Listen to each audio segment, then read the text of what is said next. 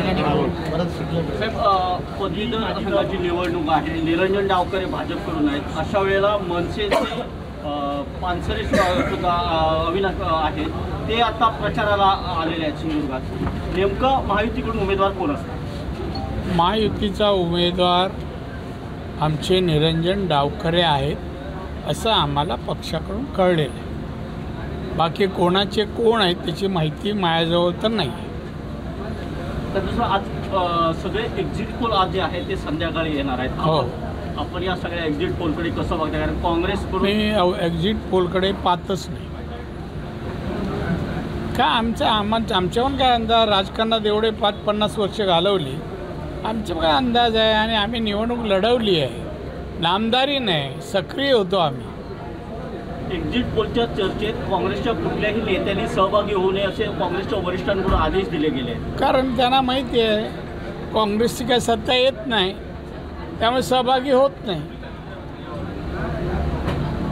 राहुल गांधीच्या निवडणुकीमध्ये भाषणं बघा, काँग्रेस सत्ता पे आएगी, 1 लाख रुपये हर महिला को देंगे. एवढ्या वर्षात सत्ता होती त्यांची 60-65 वर्ष, तेव्हा दिलं नाही. अब देंगे. आणि आता तर त्यांना कळून चुकलं आहे की ते जवळपास पण नाही. तर तुम्ही मगाशी असं म्हटलात की महायुतीच्या सर्व घटक पक्षांनी सलोख्याने राहिलं पाहिजे. अशा वेळेला छगन भुजबळांची जी विधानं येत आहेत ती महायुतीत कुठेतरी विवाद आहे असं दाखवणारी आहे. विवाद नाही, असे विवादाचा प्रश्न नाही. त्यांनी आपलं मत बोललेत, आमचे वरिष्ठ त्यांच्याशी बोलत आहेत. ते पत्रकारांनी नोंद घ्यावं असं काय नाही, तो आपसातलं आहे. नाही, जितेंद्र आव्हाडांना त्यांनी पाठीशी घातलं. त्याचबरोबर काल त्यांनी केंद्र सरकारवर असं म्हटलं की कांद्याच्या विषयात महाराष्ट्राच्या शेतकऱ्यांवर केंद्र सरकारने अन्याय केला आहे. अहो बाबा, केंद्र या विषयाकडे अतिशय, या शेतकऱ्यांच्या प्रश्नाकडे फार म्हणजे गांभीर्यपूर्वक पाहत आहे. कोणी बोलून का होत नाही आहे. आणि भुजबळांना ते मंत्री आहेत, महायुतीतले मंत्री आहेत. एखादी गोष्ट जनहिताची, लोकहिताची असेल तर केंद्राकडे कसं बोलावं, संपर्क कुठं कसा साधावा हे त्यांना माहिती आहे चांगलं. काल नितेश राणेंनी विजय वडेट्टीवारांवर टीका करताना असं म्हटलं होतं की 4 जून नंतर ते भाजपशी होती. याला विजय वडेट्टीवारांनी आज असं उत्तर दिलं आहे की नारायण राणे यांचा 1.5 लाखांनी कोकणात पराभव होतोय, त्याच्याकडून लक्ष विचलित करण्यासाठी नितेश राणे हा विषय काढतायत.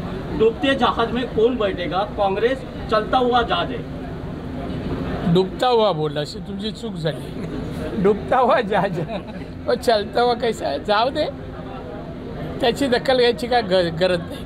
आणि जे मागे ह्याला मी सांगितलं ते पत्रकार कोण होते ना, केसरकर, ते तुम्ही काढताय TV9.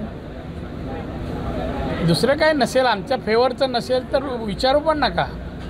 नाही, मी तुम्हाला सांगतो सिरियसली, निवडणुकीत मी फार ऐकलं त्या BJPत आहे म्हणून आपण सांगितलं. आमच्या पालकमंत्र्यांनी सहनशीलताचा प्रत्यय आणून दिला.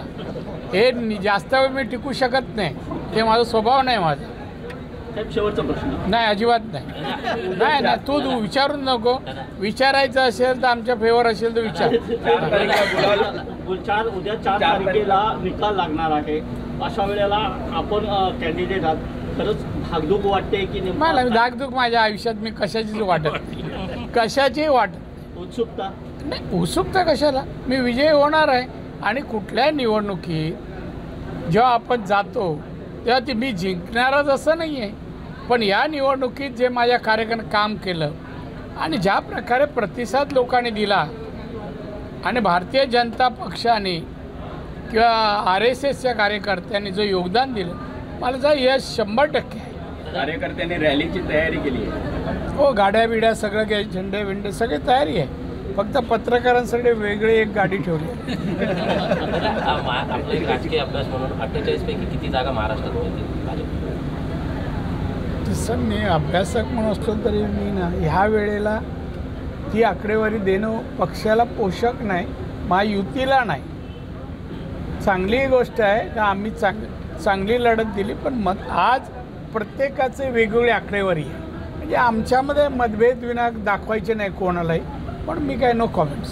कारण इंडिया आघाडीकडून असं सांगितलं गेलंय की काय कोणाचा इंडिया आघाडीचा माणूस आहे काय काय विचारतोय? टीका लागल्यानंतर 48 तासात पंतप्रधानांचं नाव जाहीर करू. अरे होणार नाही ते जाहीर आमचे तर ठरलेलं आहे 48 नाही म्हणजे माननीय मोदी साहेब आमचे पंतप्रधान ठरलेले आहेत, त्यांचे ठरायचे आहेत.